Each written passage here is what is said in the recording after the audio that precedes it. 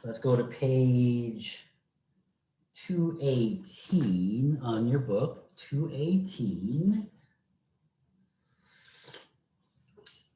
And we'll talk about graphs of rational functions.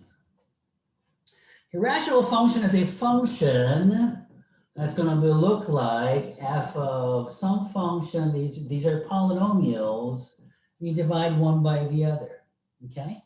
So f divided by g is the rational function r of x, okay? And this is what it looks like. Right? It's really pretty simple, okay? So that's what a rational function looks like. Okay, so when you're dividing by polynomials, you're always going to wonder about what makes the denominator 0 and things of that nature, right? So let's go to example number 1. Let's go to example number 1. Find the domain of f and use limits to describe its behavior at values that is not in the domain. So I have f of x is going to be equal to 1 over x minus 2. So exactly here, this is a rational function. So because it's 1 over x minus 2, okay? So we're worried about what makes this 0, right? This becomes 0 to x equals 2. Okay, so obviously the domain is this, right? This is the domain, right? X is not allowed to be 2, okay? All right. And if we graph it, this is going to be 2, and the graph is going to look like this,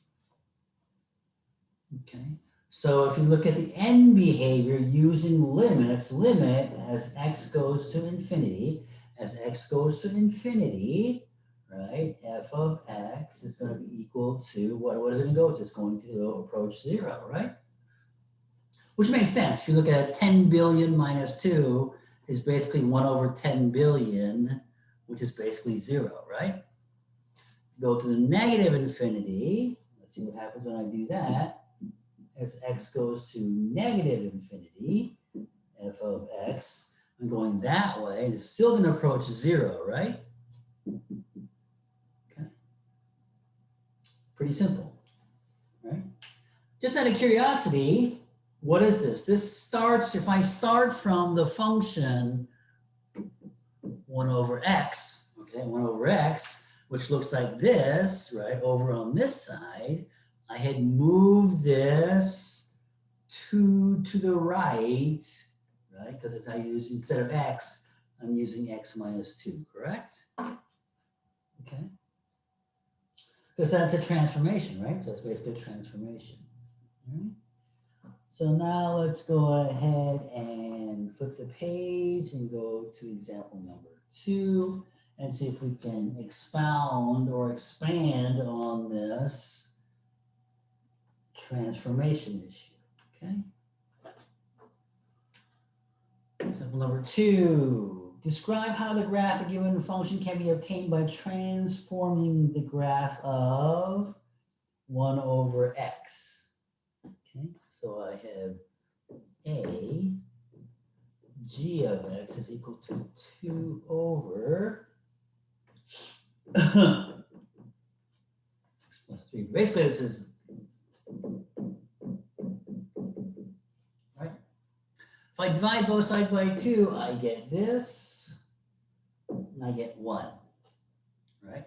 So this is pretty simple, right? I transform this. How did I transform this? I went 3 to the left, right? Because it's plus. So I went 3 to the left. So in the x direction, I went, so horizontally, I went this amount 3, right? But then there's this 2 thing here, right? Where y is, I put y divided by 2, which means that I am now vertically stretching it by 2, correct? Okay, so I'm doing a vertical stretch of 2. Okay. If you look at the solution, yes, I vertically stretch by a factor of 2, left to the 3, okay? So that's good. And the asymptotes, or when it becomes 0, is going to be what? X equals to negative 3, right? So it's going to be x equals to negative 3. So if I graph this, -3, and it's going to look like this. Okay. Okay, let's look at B. B is a little tricky. B requires a little bit of imagination. So let's look at B.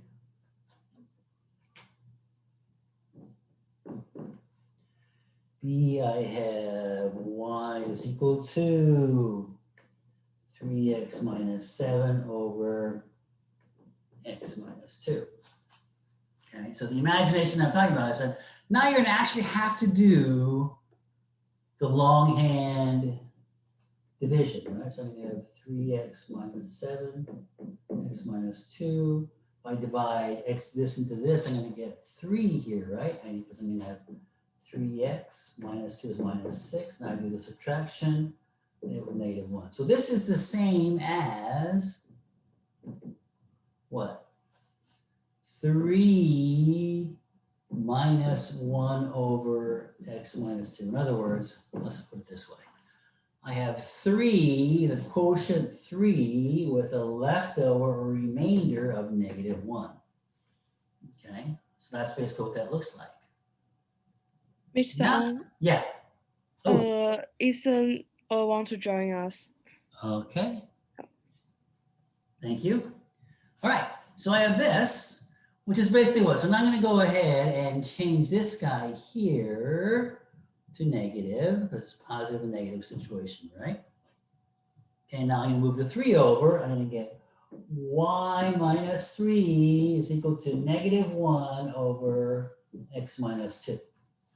Okay, so the horizontal and vertical shift are pretty simple, right? The horizontal shift is what? I'm going to go this way 2, right? I'm going to the right, right? Because it's x minus 2. But then I have this -1 here. Okay, so that is basically where x is. I'm going to put a minus x. So it's a reflection across the y-axis. I'm going to reflect across the y-axis. Okay, and then I'm going to go ahead and move it up 3, right? Up 3. Okay. So let's see what the book says. So translated 2 to the right, followed by a reflection across the y-axis. Oh, it's the x-axis. Okay, so why are they saying this is a... Oh, okay. So they're going to go and move like that, go like that. So it's going to reflection across the x-axis, all right? And then we're going to go ahead and say up 3 because y, instead of y, I have y minus 3. Okay, so that's good. Line, blah, blah, blah, blah, blah, blah, blah. Okay, if you go ahead and look at this, the graph is going to look like, okay, so move the 2 to the right, up 3, and instead of going like this, I have a negative, I reflect it across the x-axis, so it's going to look like that. Okay. All right, that's example number 2. Let's look at example number 3. Example number 3 is the same thing that we've been talking about. We're just looking at, now we're going to look at the asymptotes and the limits. We'll concentrate on that.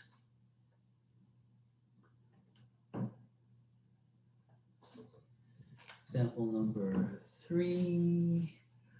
Find the horizontal and vertical asymptote of the, so we're going to have fy is equal to x squared plus 2 divided by x squared plus 1.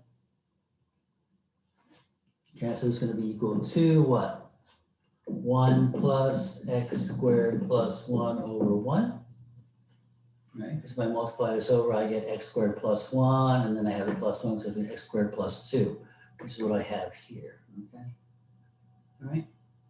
So we're good here. What are my asymptotes? Asymptotes happen when the denominator is equal to 0. So when does the denominator become 0 here? Hunter, tell me when the denominator is 0. I don't know. X squared plus 1 is not allowed to be 0, right? It's never going to happen. This has to be a positive number or 0 at most, right? At best, it's going to be 0. So it's plus 1. So it's never going to be 0, right? Because if you look at the graph, this is the graph of x squared plus 1. It's never going to hit the x-axis, correct? So in other words, there are no vertical asymptotes, or there are no vertical asymptotes because this never becomes 0. Okay, there might be a horizontal asymptote. So let's look at that. If you go ahead and graph it, you're going to end up with a function that looks like this with a horizontal asymptote here at, looks like it's 1. Okay, is that 1? Yes, it is 1. Okay, all right. So how am I going to represent my horizontal asymptotes? Limit as x approaches infinity.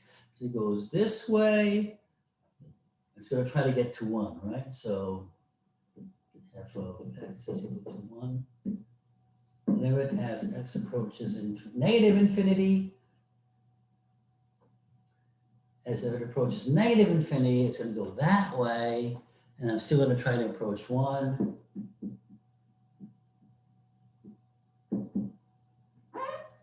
F of x is going to be equal to 1, right? So as I go to negative infinity, it's going to go to 1. Okay? Which makes sense if you think about it. If I start making this really, really big, right? Basically what's happening is this guy here goes to 0, right? Because I'm going to end up being 1 over a billion, 1 over gazillion, which is basically 0, right? So that's why it approaches 1. Okay? All right, so that's how you would do that. Let's go ahead and go to page 221, and I want you to read the blue box there. Read the blue box and see if we are okay with this.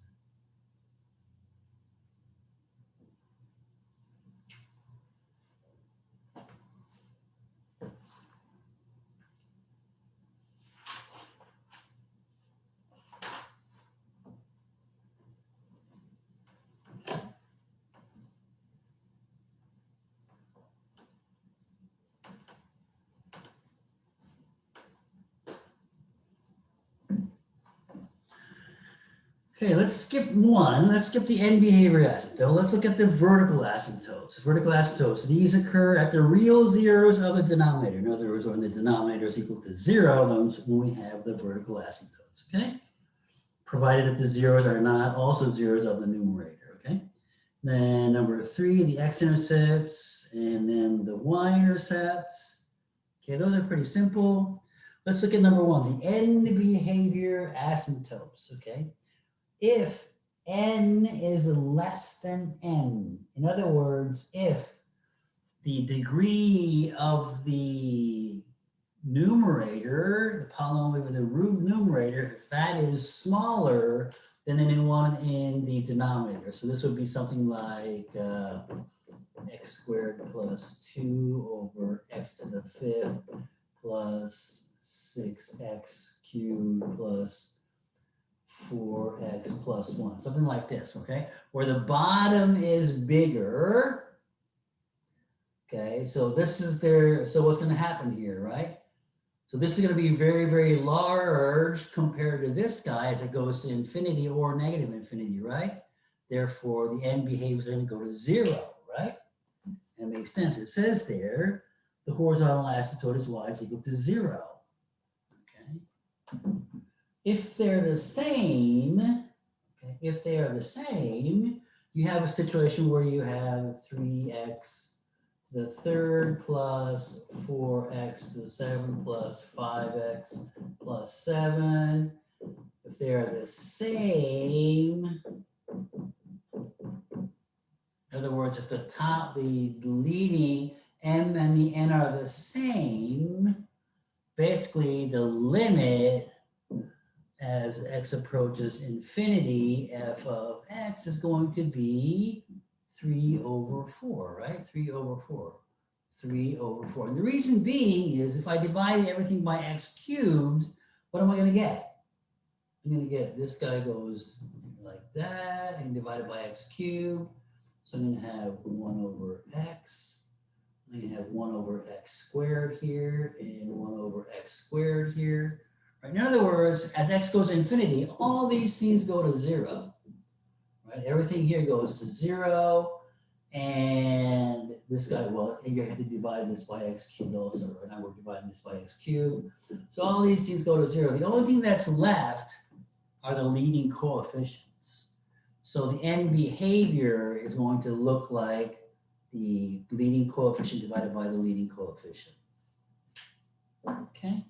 And that's what that shows there, right? A sub n divided by b sub n, right? Now, if we flip it, in the very last one, we have if n is greater than m, so basically you're going to have what? You're going to have a situation where you have 4x to the 4th plus 3x to the 3rd plus, I don't know, 1. And then we're going to have over here, we're going to have 3x squared plus 2x plus 2. Okay, where now the bottom is smaller than the top, well, this is going to go a lot faster to infinity, right? So basically, this is going to go to infinity, right? And what does it say there? If that's the case, and you're the quotient, there is no horizontal asymptote, right? Because it's just going to go to infinity, and just go up to infinity, right? There is no asymptote there. There's no number there that it's going to approach because it goes to infinity. Okay, so that is that. Example number 4. Find the asymptotes and intercept of the function, that guy. So I have f of x is equal to x cubed minus 9, x cubed minus 9, x cubed 1, x cubed minus 9, 9. So this is the same as 1 plus 9 over x cubed minus 9. Okay, so if I accept this as y, well, I'm not going to do that. Okay, what am I trying to find? I am trying to find the asymptotes. So let's get the vertical asymptotes. So the vertical asymptotes are what? X cubed is equal to 9, right? When this is equal to 0, correct? So this is going to be cube root of 9. Okay? That's where I have my vertical asymptote, right? Okay? And what is x squared? Oh, this is x squared. What are you guys doing? Nobody gave me a holler and told me I'm doing the wrong question. Okay. Try this again.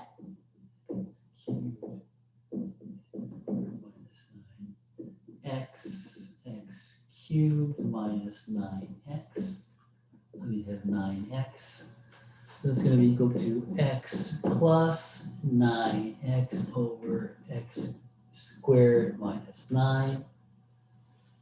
Okay, so the vertical asymptotes, again, let's go to the vertical asymptotes. Vertical asymptotes are going to happen when x squared is equal to 9. So x is equal to plus or minus 3. These are my vertical asymptotes.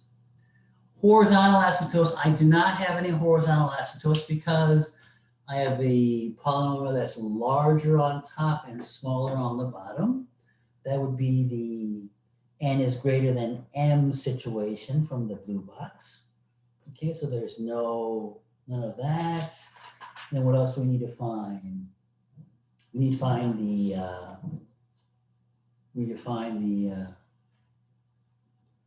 intercepts. So intercepts. So when x is equal to 0, the y-intercept is what?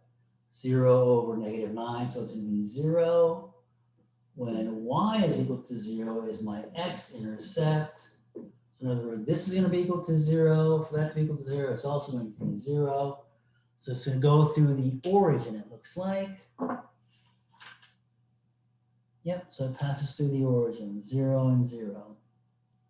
Okay, that's it. So we'll stop right here and then we will continue on with analyzing graphs of rational functions in the second part, okay?